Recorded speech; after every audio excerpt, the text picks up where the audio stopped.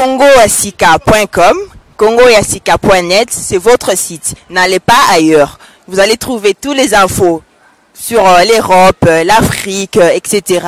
Donc je vous conseille d'aller sur congoyasika.com, soit congoyasika.net.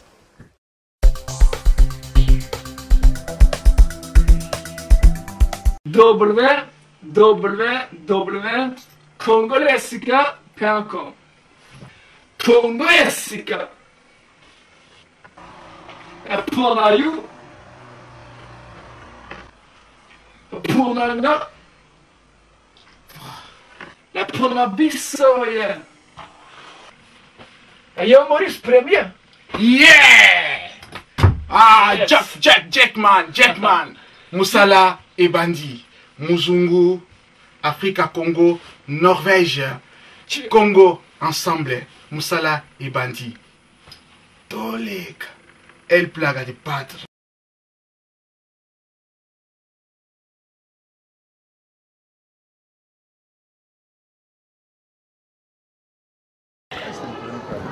Moi été. Oui, pourquoi ça s'appelle moi de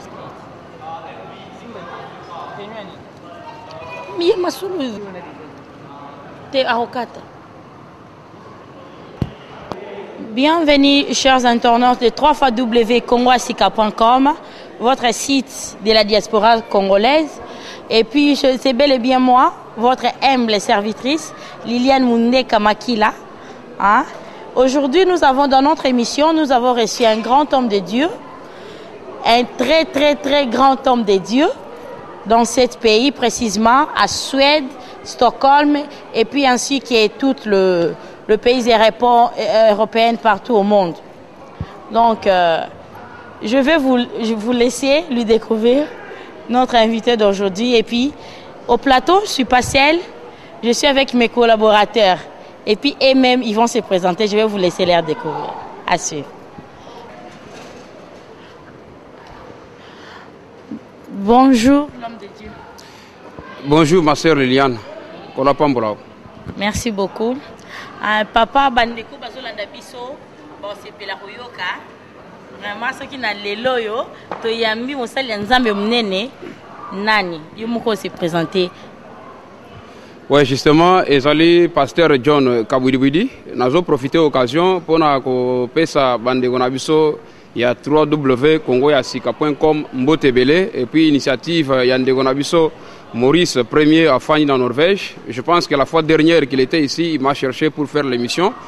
Disponibilité, ils ont magité. Gloire soit rendue à Dieu parce que le lot, tous grâce au Ana, tout coûtana pour tout ça l'émission. Bisika Bozali, Zamba Pambolabino et puis na Pamboli Bandekonyon Sobazola Andabiso à travers ma image Oyo, Namkomolelo, grâce à Zambé et Zanabino. C'est le pasteur John Kabwidibwidi, précisément à Wanamboga en Suède, à Stockholm. Merci beaucoup, pasteur. Et puis, na gauche nangai, na mpanzi nangai à gauche, toza na la sage de la Scandinavie, oyo bino boyebi bolandarai toujours na ba émission, yemora se présenter comme bonai. Mbote mingi bandeko nyonso bazolanda biso, na pesi bino nyonso mbote na attention boza nango na nzela ya site oyo pona kozwa ya minene otomemeli bino. Kombo na ngai Mama Louise Buzi Modiri. Nafandi awa na kati ya Suède na Stockholm. Merci. Na mopanzi na ngai ya droite tozana hein confrère na ngai obino boyebi. Je vous laisse le découvrir.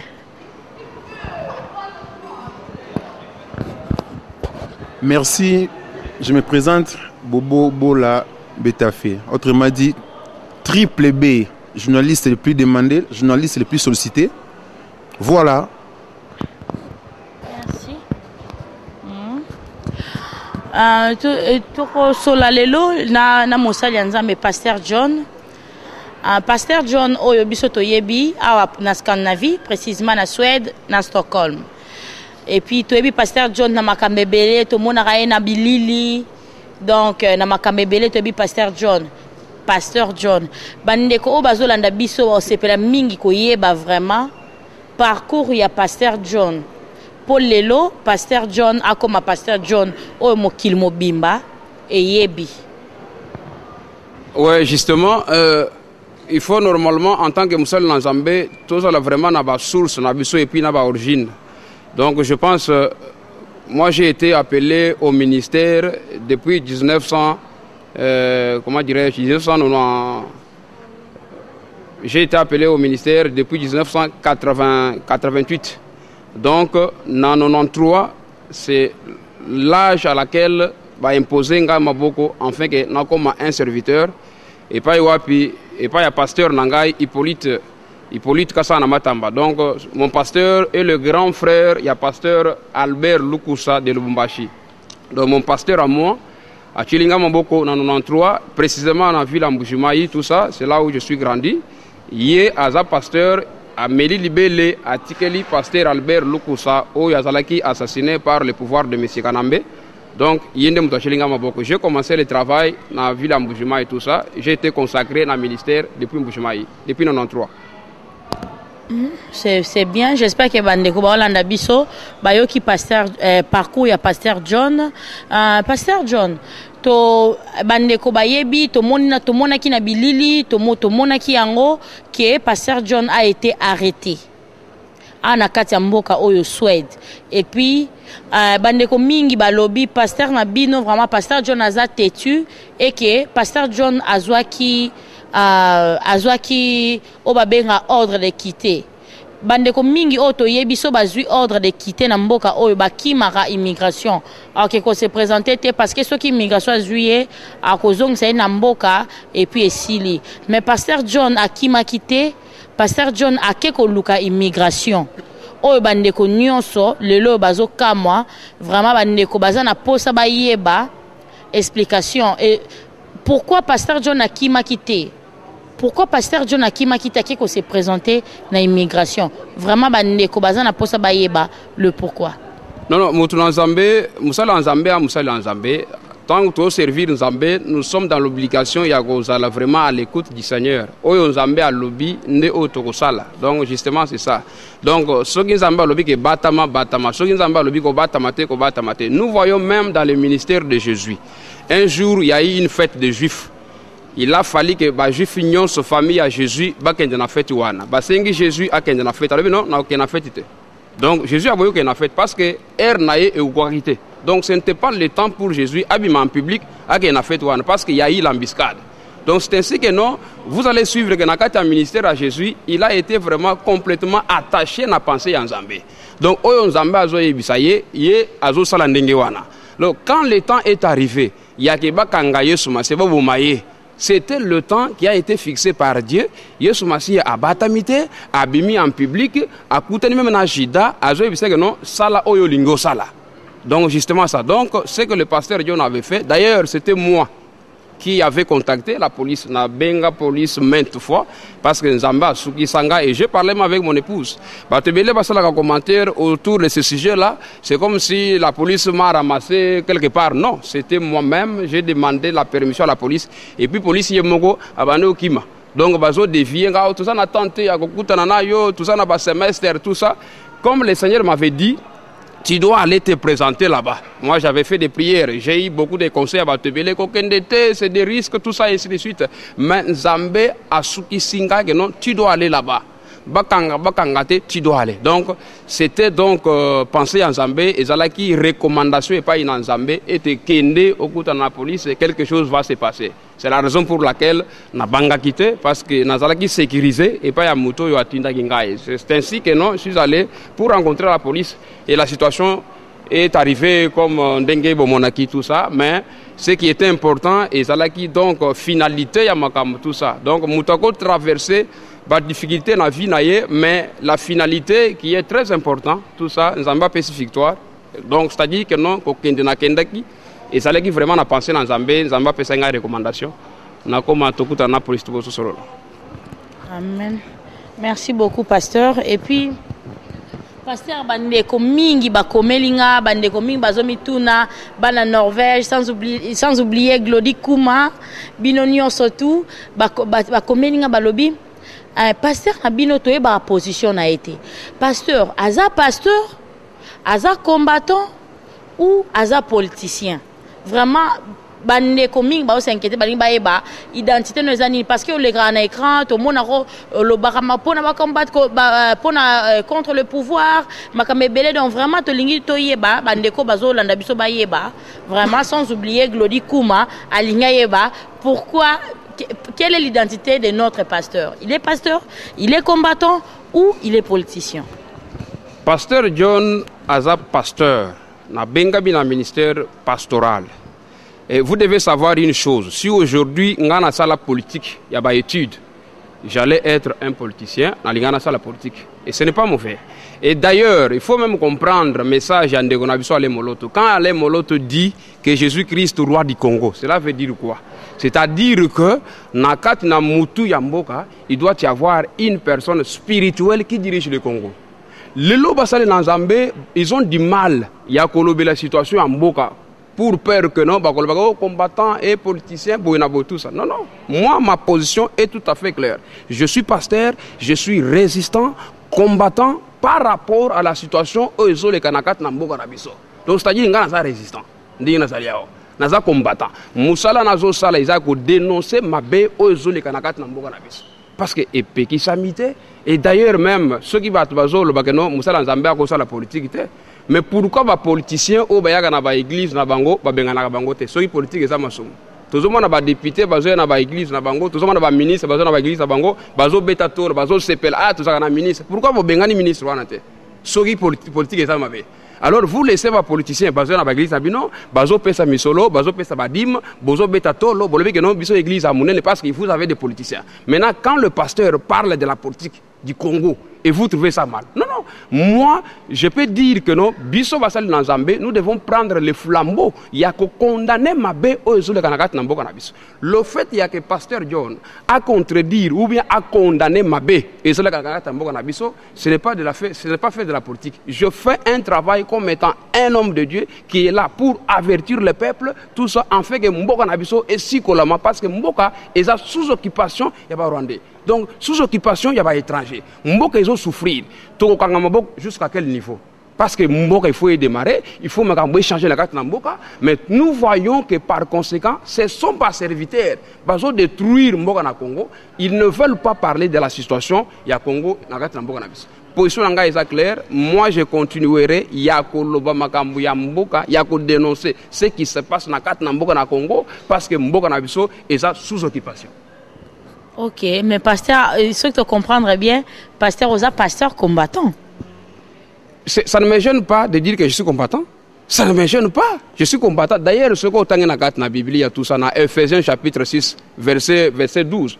Bible le dit que nous revêtez-vous de toutes les armes spirituelles. Parce que le combat que nous avons, ce n'est pas un combat charnel, c'est un combat spirituel. Je suis un combattant spirituel. Je suis en train de combattre le monde du ténèbre na Congo parce que le chapeau ou bien la tête de notre pays est occupé par quelqu'un qui est dans les ténèbres. Moutou a flamançonnerie, Moutou a misala mabe, Moutou a détruire Mboka na Congo. Et moi, en tant qu'un pasteur, je dois être armé, ya bibundelignon so ya molimo pour natina combattre pouvoir et occupation. Je suis un combattant spirituel. Vous voyez ça? Nous avons utilisé le verset biblique, nous avons utilisé la Bible comme étant ma base pour détruire les œuvres du diable dans le Congo. Donc ça ne me gêne pas. Il y a non, combattant, je suis un combattant spirituel. Combat nangai ezali la Bible par rapport à la situation au Congo. Toko tikate toko papa. Papa toko détruire la puissance et la ténèbres. Ma position est connue et je resterai dans cette position-là. Je suis un combattant, je suis un résistant parce que la Bible le dit que non, résistez au diable et il fuira loin de vous. Et la Bible, Pierre le biango, résistez au diable. Ceux qui sont au diable, ça n'a pas de Congo, ils ont dirigé Congo. Na parlement, batunios bamibi, na parlement, batunios batraître, na parlement, batunios détruire Mboka. Bon, auto résister bangote, tout le pouvoir wana est exercé. Quand est-ce que le peuple congolais a changé? Quand est-ce que Jésus sera roi du Congo? Donc, par conséquent, je suis un résistant, je suis un combattant spirituel et je combats le pouvoir d'occupation, je combats le mal, je combats la franc-maçonnerie qui est élevée à un niveau supérieur. Donc, ma position n'est pas vraiment à falsifier ou plutôt à masquer que non, oh, tout ça, non, non, non, non, non, non, non, non, non, non. Merci beaucoup, Pasteur John. Mon boss Maurice Premier, j'espère que yo qui réponse na yo, Pasteur John Alobi aza combattant spirituel. Ah? Donc merci donc mbote mingi na Maurice Premier et puis Pasteur John vraiment bandeko balinge baye babatu mingi bazo tia ba doute ba ebité balobi oh pasteur to monaki ba bilili moko na internet ba photo et que pasteur tango azalaki na Kinshasa azalaki abattu ba betaki ye bazokisaki ye donc ba photo to monaki ezaki ya pasi mais batu mususu bazolo bakete pasteur akosaki pasteur asali ba faux eza ba faux photo et puis batu mususu bazondima donc finalement to yebité tozana besoin ya réponse na yo po bandeko bazolanda biso bayeba à propos ya ba photo wana vraiment qu'est-ce qui s'est vraiment passé. Mais il faut savoir que dans mon Mokili Oyoser sur 100% ya batu dans une situation donnée batu nyonso bakondima yo te même est-ce que Jésus bandeko na ye bandima ye batu ebele Jacques ndeko Yesu Masi ayeko bongola mutema après que Jésus azala kufa bandima été. Donc c'est pour dire il faut d'abord savoir degré ya motema mabe ou ezana kati ya communauté na biso. C'est justement ça. Ce qui le loba tobako loba ndengo ba bruit wana ngape na yoki tout ça moi comme vous nous avons suivi tout ça. Il y avait ceux qui étaient d'accord, ceux qui disaient que non ce n'est pas ça. Mais est-ce que bao bazol que ce n'est pas ça? Ils ont amené les preuves contraires pour me prouver le contraire. Absolument pas. Mais moi à Kinshasa, j'ai été contacté par les gens des droits de l'homme. Droits de l'homme, des organisations différentes sont venues me contacter et puis Mundela Azobate, Mundele à la loupe et puis situation nanga estime bagina Basedo. Basedo tel que vous les voyez quand ils ont appris l'information, batinde information na batna bango na Kinshasa.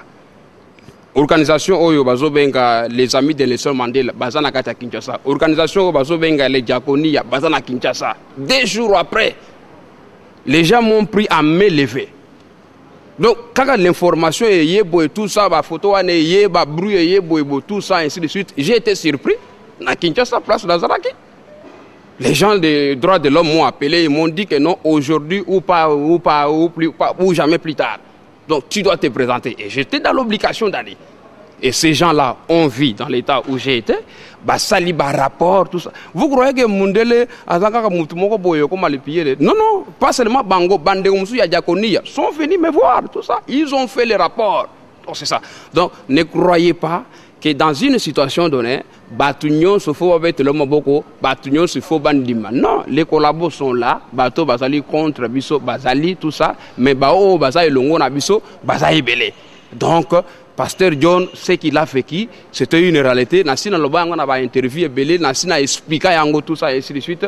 Mais on ne peut pas se stériliser sur le commentaire Yabatou. Oyo Bazana a intention, Tamsous a intention négative, absolument pas. Donc c'était ça la situation.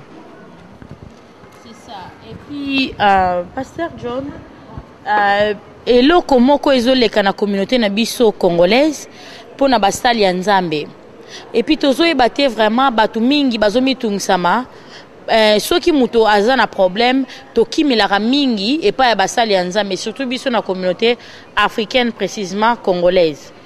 To monaki basali ya Nzambe quand bazo sala ezo tozo eba toza na difficulté ko yeba vraiment sali ya Nzambe.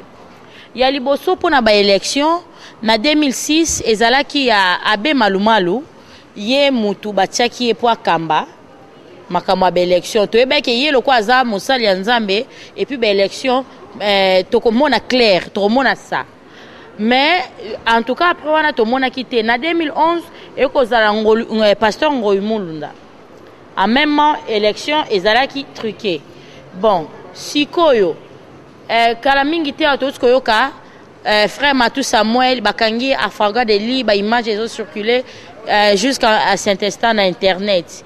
Vraiment tozo yebate musali ya Nzambe ni bon tozo doit toujours ba déception à sala Nzambe deni lesi bakangi il paraît qu'il y a escroquer qui donc tozo yebate toza confus vraiment toko sala ndeni poto ba musali ya Nzambe o toko pesa confiance nani vrai homme de Dieu. Non musala Bible zolobake mutu nyonso bakoye baye à travers misala na ye nzete malamu bazoye bayango à travers bambumana yango. C'est alors qu'on saura que Nzete o eza bien, tout eza mabe. Un serviteur est serviteur de Dieu, non seulement parce qu'il a le naza pasteur, non seulement parce qu'azol baganaza apôtre, mais serviteur de Dieu bazoye baye par rapport à acte où il a opposé, où ils ont justifié que non moto yo aza musal Nzambe. À partir du moment musal Nzambe, aza na justice té.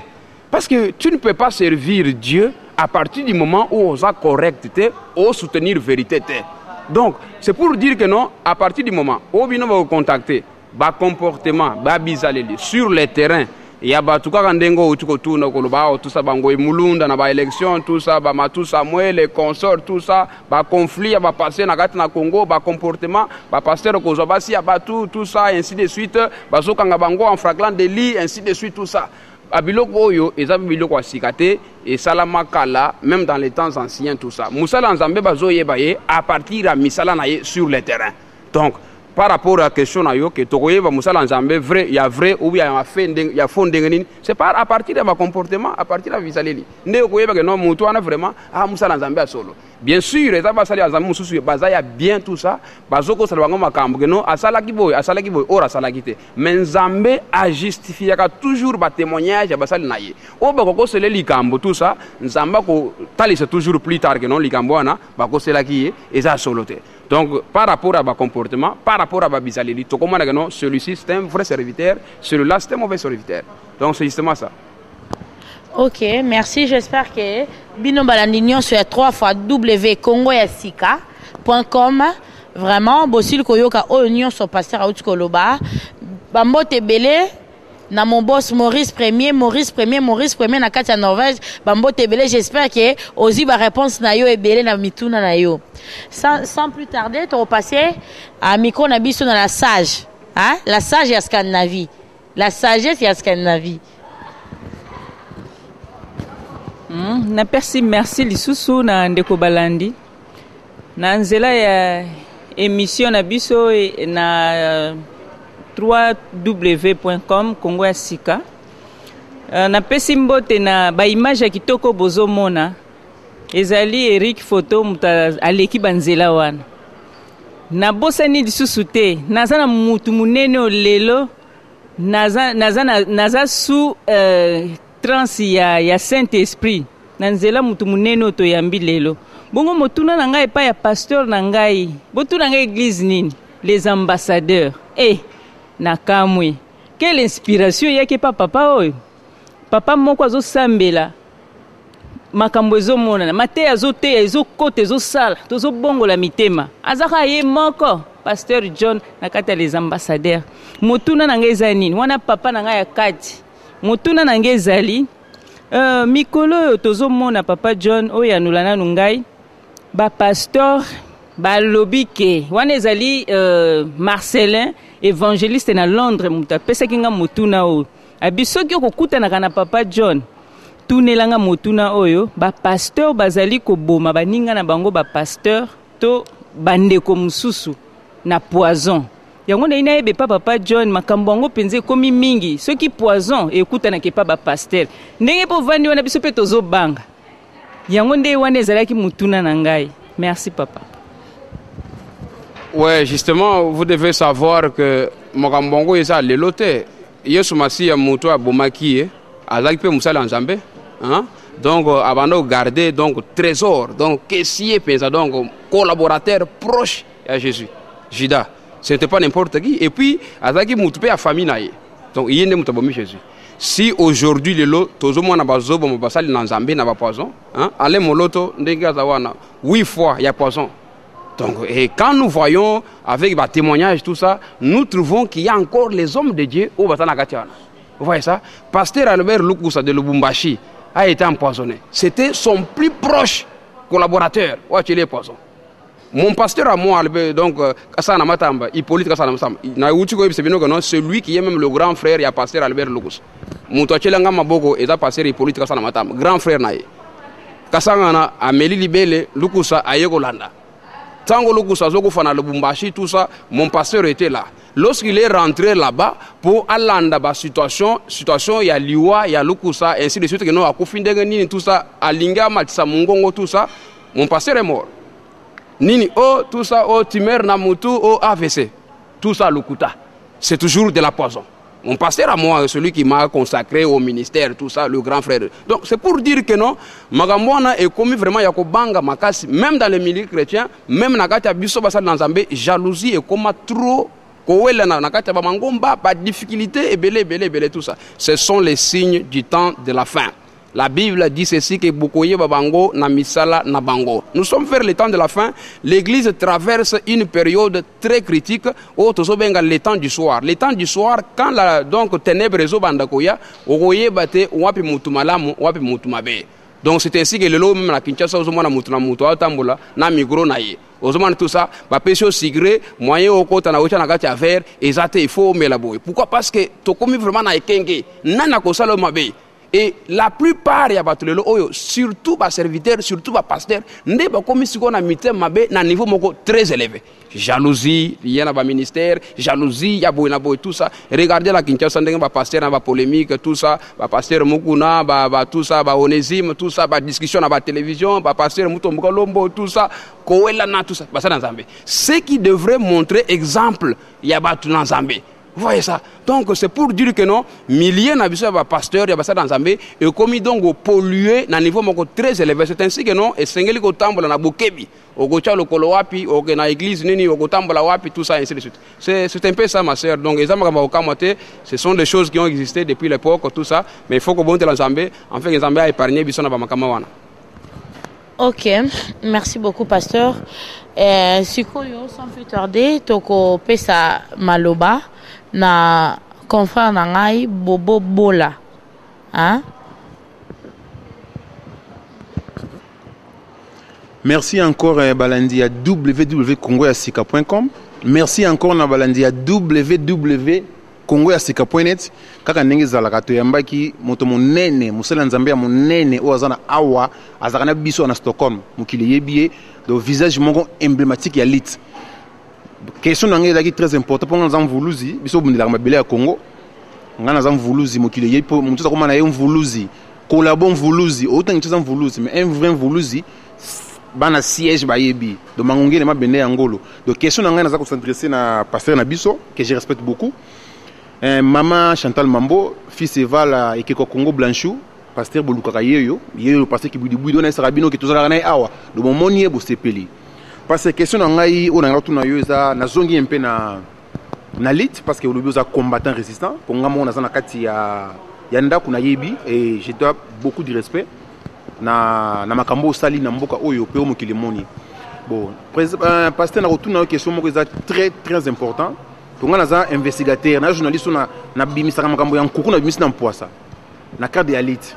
Mais pasteur tout moni sorti à Fernando Coutinho na Kinshasa soit disant libéré par Kanambe na ba mbula oyo nyuso salaki na prison et motuna na ngai na bandeko yanga yo babundi mabele ya Congo. Est-ce que sorti wana ya Coutinho eza vraiment eza likambo yo abimi na ndenge ya solo ou bien abimika na ndenge kaka ya molili eza likambo eza très question moko vraiment bato bazo luka bayeba et sorti wana et eza te que lobby pe a kosalela Kanambe.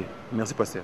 Mais est-ce que d'abord, ça reste à savoir, est-ce que Coutinho a bimité? Parce que moi, dans le journal avant-hier, Bazota Lisageno, Ezagi va soupçon, Coutinho a bimité. Ce qui est là, Coutinho peut libérer, tout le monde a image, Coutinho a bimé, tout ça, ainsi de suite.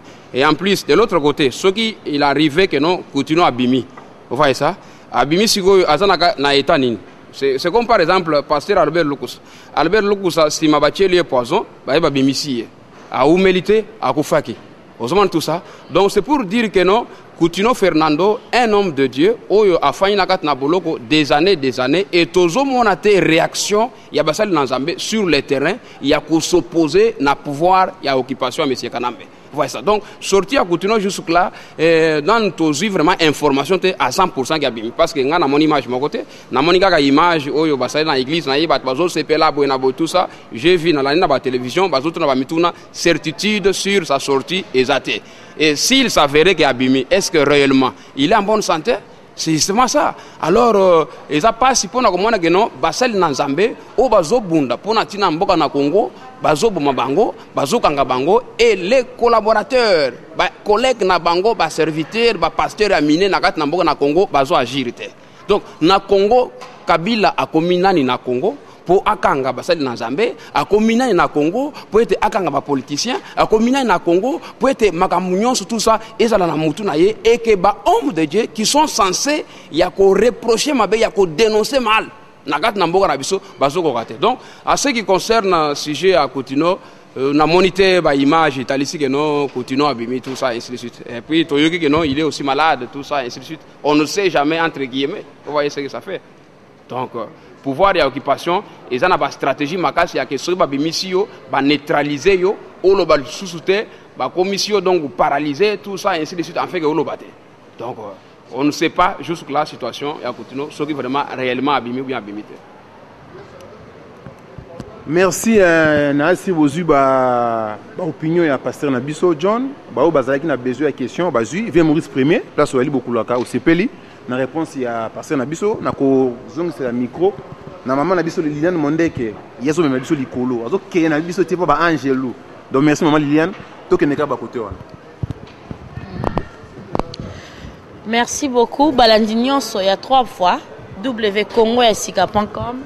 Donc comme on vraiment dans la fin, mais maman a besoin d'une question moko ya suka. Ah, avant de clôturer. Oh, alinga poser mon sali ya Nzambe.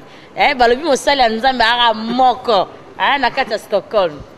Je veux dire pasteur John, les ambassadeurs. Donc ambassadeurs.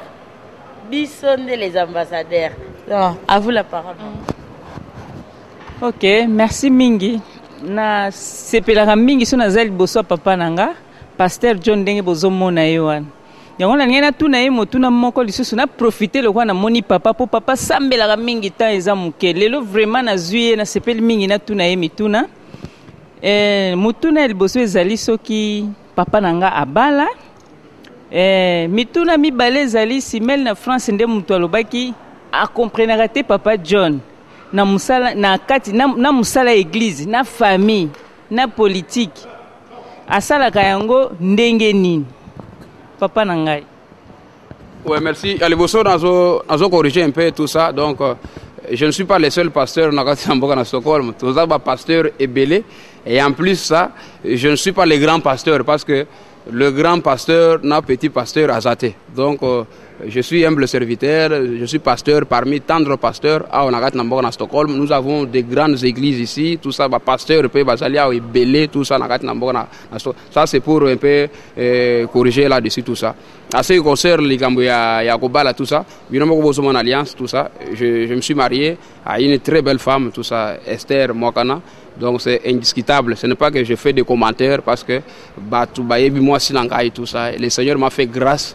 Yako pesa ngai moi si. Donc si ndinga na sabu ta on lalaka na kumisaka Nzambe. Akumisaka Nzambe que non en tout cas na kutanaki. Donc c'est ça quoi. Donc je suis marié, je suis père de 3 enfants. Alors j'arrive yako s'en sortir na makambo ya église, tout ça et puis kolobela makambo ya mboka na biso. Parce que au moni tant tolobela makambo mboka, ce n'est pas que tout ça na temps ya nyonso wana, c'est question ya patriotisme. Bolingo na mboka nde mutezo buma biso, bolingo na mboka. Tout ça. Esaïe Azor va soigner le que non tout ça. Pour l'amour de Sion, je ne mettrai point. Pour l'amour du Congo, tokofanda kimiate jusqu'à ce que donc Yesu Christ akokoma roi du Congo. Omoni soki tozana bolingo ya Congo ba ndekolanga ba congolais basali na Nzambe. Tozelate na 2015 to banda kosala ba émission parce que biso ba congolais to mesana ba réaction. Tango bakangi Bosco Tangana omoni ba congolais basali ba émission. Tango ndako ekwei na Kinshasa omoni ba congolais basali ba émission. Tango bakangi babala basali ba émission. Tango bakangi Coutinho non, nous ne devons pas attendre ba réaction. Tout ça le 2016 pour ça la ba émission en fait que non likambo mboko. Non. Entrons dans l'idéologie ya bitumba ya kobundela mboka na Congo. C'est l'amour de ma patrie où ils ont ça vraiment que non to parler sur situation ya mboka na biso. Et puis nous parlons de ça toujours na contexte purement biblique. Parce que Zambé a permettre biso trobele yango. Donc on a tout le temps parce que amour ya mboka ezali. Yango to senga bandeko bazolanda biso, basala Zambé na Londres, na Canada, par-ci par-là tout ça. Tolobe la situation en mboka, nous devons dénoncer le mal, nous devons résister au pouvoir d'occupation de monsieur Kanambe. Ozo mbatnagat na mboka na Congo, ezo détruire mabele à Congo. Nous devons faire par tous les moyens en fait que non pouvoir wana règne nango et souka en fait que Congo est dirigé par un homme serviteur de Dieu. C'est très important. Merci beaucoup. Pasteur Tokomi la fin à l'émission Nabiso. Ce que vous en amont de la fin pour clôturer notre émission. Oui, moi, je suis remercier Bino de m'avoir invité à l'émission Nabino, tout ça. Je suis Bino, Apambola Ndego Nabiso, Azuzo ba image, et puis Ndego Nabiso, Maurice Premier, qu'on a en Norvège, à cause de l'initiative Place aux Alliés, Zambé, vraiment Apambola yo. Et puis, nazo Pambola Bandego Nyoso ba Congolais, tout ça, to bunda, pour Namboka na Congo, to telema. Parce que Moussala, Yandego Nabiso, allait Moloto Eden, et c'est Bandagi déjà en Allemagne, tout ça. Coordination ko izana kati na mboka na Allemagne awa pe na Stockholm to sito bande deja musalango soko za na posa o contacter biso na ba téléphone na biso awa na mboka na Suède tout ça poto banda musala Eden tout ça et c'est bandaki déjà première réunion ici salamaki boya ebele tout ça bo contacter biso poto papa en fait que non puissance na Nzambe moni sa na kati na mboka na Congo na pamboli bande ko nyonso tout ça o bazana kati à Londres ba combattant ba résistant na musala bozo sala biso awa tozo bonde là en fait que Nzamba sunga bino grâce na Nzambe ezala likolo na bino. Oui, merci. Mais pasteur, so bandeko baling ba contacter au PC adresse. Ouais, je pense que numéro nanga téléphone ego défilé, ego pesa ngwe pa ndeko cameraman ego défilé wana si les gens qui veulent me contacter peuvent me contacter, c'est très important. Merci beaucoup. Merci na balandinyo sur 3W Congo Asika. Merci à Maurice Premier, merci à Ziko Munduti. À mon vieux Ziko Munduti, merci à Glody Kouma, merci à Pian Bingira, merci à Israël, merci à Bien-Aimé, merci à tout le monde et puis je vous aime bien. À plus.